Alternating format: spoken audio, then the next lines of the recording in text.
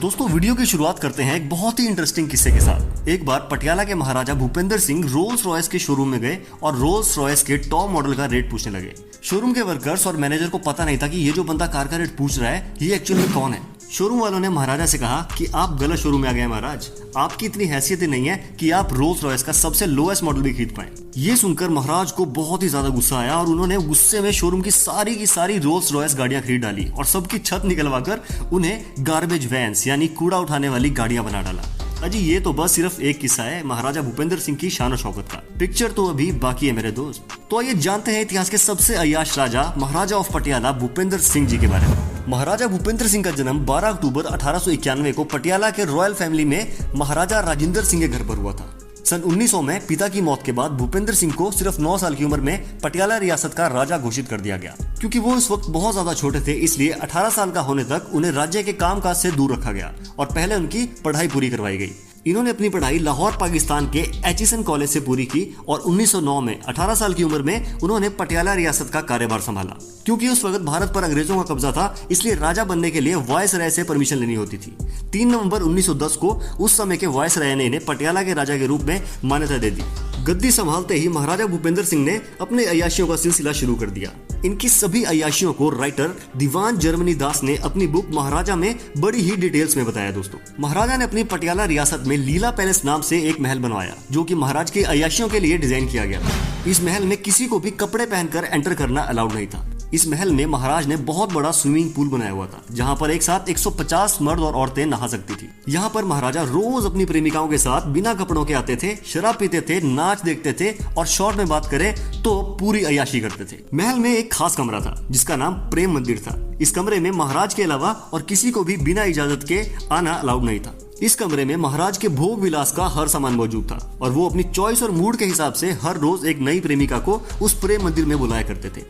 महाराज भूपेंद्र सिंह की कुल 365 रानियां थी दोस्तों, जिसमें से 10 महारानियां और बाकी 355 रानियां थी। महाराज अपनी रानियों का दीवाना था और इनके लिए हर सहूलियत महल में मौजूद थी। रानियों की हेल्थ अच्छी रहे और वो दिखने में हमेशा सुंदर लगे इसके लिए राजा ने एक अलग से डॉक्टर्स और ब्यूटिशियंस की टीम रखी हुई थी जिनका काम रानियों की हेल्थ और ब्यूटी का ध्यान रखना था। महाराजा ने अपने सभी बच्चे अपनी 10 महारानियों से ही पैदा किए और बाकी 365 रानियों को उन्होंने सिर्फ अय्याशी करने के लिए रखा हुआ था। इन 10 महारानियों से महाराजा को कुल 83 यानी 83 बच्चे थे, जिसमें से 53 बच्चे ही हेल्दी पैदा हुए और जिंदा रह पाए। बाकी के 30 बच्चों की पैदा होते ही मौत हो गई। दोस्तों महल में हर रोज 365 लालटेन एक साथ जलाई जाती थी और हर लालटेन पर उनकी किसी एक न एक रानी का नाम लिखा होता था। सुबह जो लालटेन सबसे पहले बुझती थी महाराज उसी नाम की रानी के साथ अगली रात बिताया करता था। रंगीन मिजाज होने के साथ साथ महाराज के पास अंधा पैसा था। उनके पास वर्ल्ड फेमस रियासती पटियाला हार था जिसे उस वक्त की दुनिया की सबसे बड़ी ज्वेलरी कंपनी कार्टियर ने बनाया था। इस हार में 2900 से ज्यादा हीरे जड़े हुए थे और ये दुनिया का 7वां सबसे बड़ा डायमंड का हार था। आपको जानकर हैरानी होगी कि महाराजा भूपेंद्र सिंह भारत के पहले ऐसे शख्स थे जिनके पास खुद का प्राइवेट प्लेन था दोस्तों, जिसे इन्होंने 1910 में ब्रिटेन से खरीदा था। अपने इस प्लेन को चलाने के लिए महाराज ने पटियाला में प्राइवेट रनवे बनवाया हुआ था जो कि सिर्फ महाराज के प्लेन के लिए ही डेडिकेटेड था। महाराज को गोल्फ का भी बहुत ज्यादा शौक था और इसके लिए उन्होंने 500 शानदार घोड़े भी खरीद रखे थे। पोलो की इस गेम में वो बहुत ज्यादा अच्छे थे और इन्होंने इतनी ज्यादा ट्रॉफी जीती थी कि उनसे एक पूरा कमरा भर चुका था दोस्तों। लेकिन वासना के जाल में ये ऐसे फंसे कि ये सभी तरह के खेलों से दूर होते गए। इन्हें खेलने का शौक तो दोस्तों शुरू से ही था, लेकिन क्या खेलते खेलते ये एक्चुअल में क्या खेलने लग गए ये सारी कहानी तो मैं आपको बता ही रहा हूँ। दोस्तों आपको जानकर हैरानी होगी लेकिन दुनिया का सबसे ऊंचा क्रिकेट स्टेडियम जो कि हिमाचल के चैल में स्थित है ये भी महाराजा भूपेंद्र सिंह ने बनवाया था। दोस्तों इनके पास 44 रोल्स रॉयस कार थी जिसमें से 20 कार्स तो महाराज ने बस महल के रोजमर्रा के काम निपटाने के लिए रखी हुई थी। महाराज को शराब पीने का बहुत शौक था और आप जानकर हैरान होंगे कि पटियाला पैक का जो कॉन्सेप्ट है वो भी इस दुनिया में महाराज भूपेंद्र सिंह ही लेकर आए थे। महाराज भूपेंद्र सिंह 6 फुट 4 इंच लंबे और करीब 300 पाउंड वजन वाले हट्टे कट्टे और ताकतवर राजा थे। कहा जाता है कि एक दिन में करीब 10 किलो खाना खा जाते थे। सुबह की चाय के साथ ही 2 मुर्गे एज अ स्नैक खा जाना तो उनके लिए आम बात थी।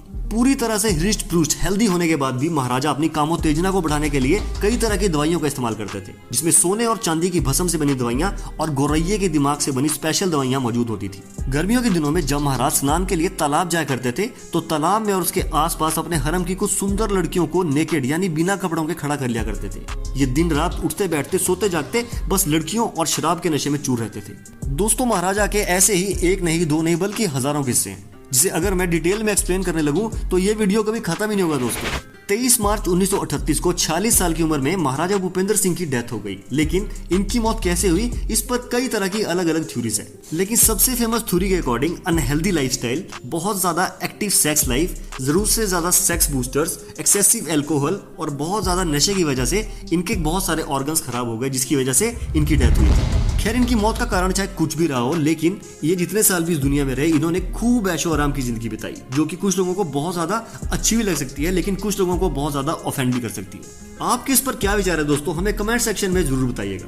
और वीडियो अच्छा लगा हो तो लाइक कीजिए, शेयर कीजिए और ऐसे इंटरेस्टिंग वीडियोस के लिए चैनल को सब्सक्राइब करना बिल्कुल ना भूलिएगा। जल्दी मिलेंगे दोस्तों एक और अच्छे वीडियो के साथ, तब तक के लिए शब्बा खैर।